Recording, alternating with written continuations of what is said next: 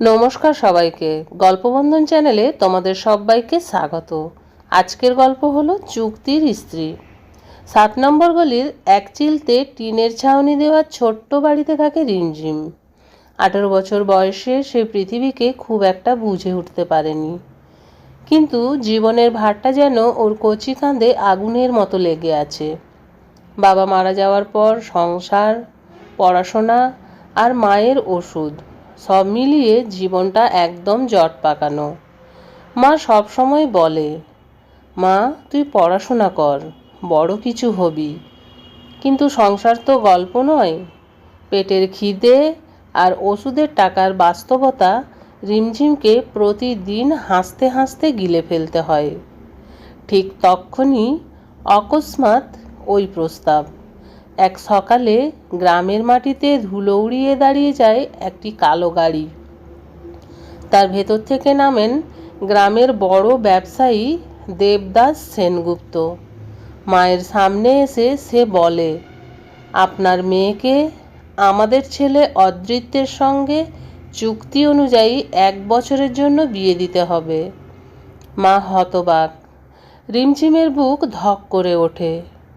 দেবদাস শান্ত গলায় যোগ করে, তার বিনিময়ে আমি আপনার বাড়ি ভাড়া, খরচ, চিকিৎসা সবটা বহন করব। রিমঝিমের চোখ কেঁপে ওঠে। মায়ের চোখেও ভয়, দারিদ্র্যের ভয়। না করলে ওষুধের টাকা কিভাবে আসবে? রিমঝিম মুখ নিচু করে থাকে। হাতের তালু ঘামে ভিজে যায়। মেয়েটি রাজি হয়, নিজেকে নয়, মাকে বাঁচানোর জন্য। রাত্রে মা বলে, রিমঝিম তুই চাপ নিস না মা, আমি ওদেরকে না বলে দেব। কিন্তু রিমঝিম জানে তার না করার মতো বিলাসিতা নেই। আর সবচেয়ে কষ্টের কথা, যদিও কিছুটা ভয়, কিছুটা লজ্জা, তবুও তার মনে একটা ছোট্ট প্রশ্ন সারাক্ষণ ঘুরছিল, চুক্তি করে বিয়ে আবার হয় নাকি? শেষ পর্যন্ত রিমঝিম মায়ের হাত চেপে ধরে বলল, আমি রাজি। মা ভেঙে পড়ে, আর রিমঝিমের একটা অংশ যেন সেই মুহূর্তে চিরতরে ভেঙে যায়। গ্রামের লোকজন কেউ জানল না। আড়ালে নিঃশব্দে চাপা চোখে বিয়ে হয়ে গেল।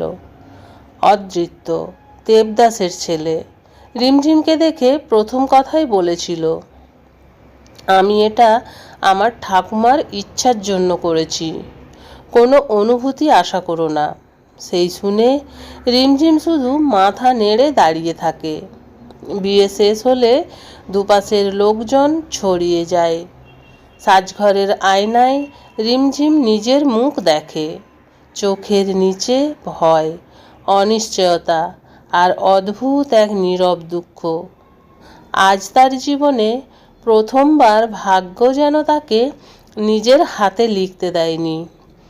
অদৃত্যের বাড়ি যেন এক বাক্স নীরবতা। বড়সড় বাড়ি, অনেক আলো, অনেক সাজ, কিন্তু উষ্ণতা নেই এক ফোঁটাও।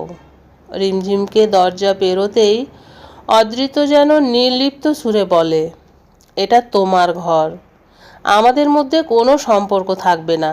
তুমি তোমার মতো থাকবে, আমি আমার মতো। 1 বছর পর তুমি মুক্ত। কথাগুলো শান্ত, কিন্তু প্রতিটা শব্দ রিমঝিমের মনে তলোয়ারের মতো বিঁধে যায়। অদৃত্যের মা নেই, আর ঠাকুমা অসুস্থ। বাড়ির এক কোণে অদৃত্যের ঠাকুমা শুয়ে আছেন।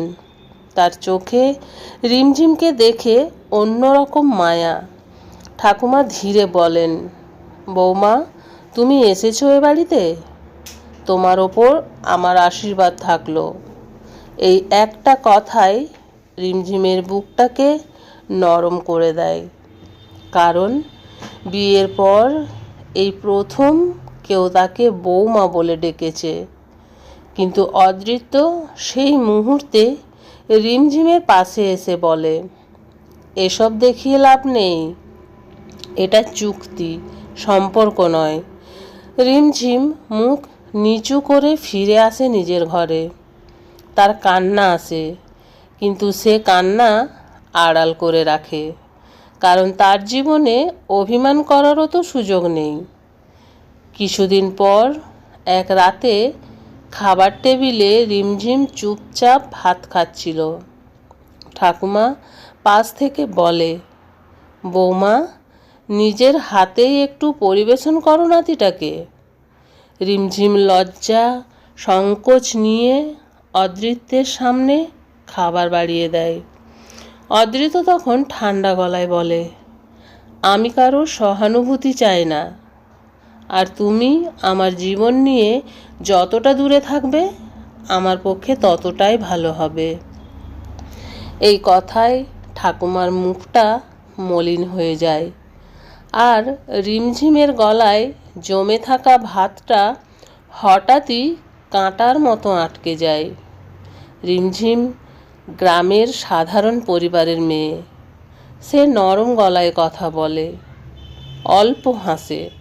কথা বলার সময় ভয় পায়, যেন কিছু ভুল করে ফেলবে। অদৃত্য মনে মনে ভাবে, এই মেয়ের সঙ্গে আমার জীবন কাটবে কিভাবে? কোথায় মিল এর সাথে আমার? কিন্তু সে এটা জানতো না, এই নীরব মেয়েটার ভালোবাসা একদিন তার পৃথিবী বদলে দেবে। এক সন্ধ্যায় অদৃত্য অফিস থেকে ফিরছে। বাইরে ঝড় বৃষ্টি।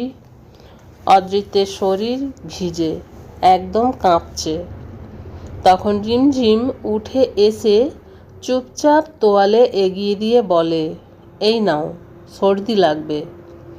অদৃত্য প্রথমে তোয়ালেটা নিতেই চায় না, কিন্তু রিমঝিমের হাত কাঁপতে দেখেই আর না বলতে পারে না।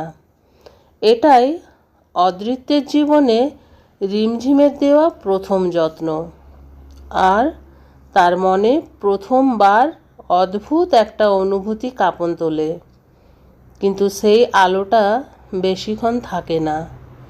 পরদিনই অদৃত্যের পুরনো প্রেমিকা দিয়া ফিরে আসে। অদৃত্যকে দেখে বলে, তুমি আমাকে না বলে বিয়ে করলে?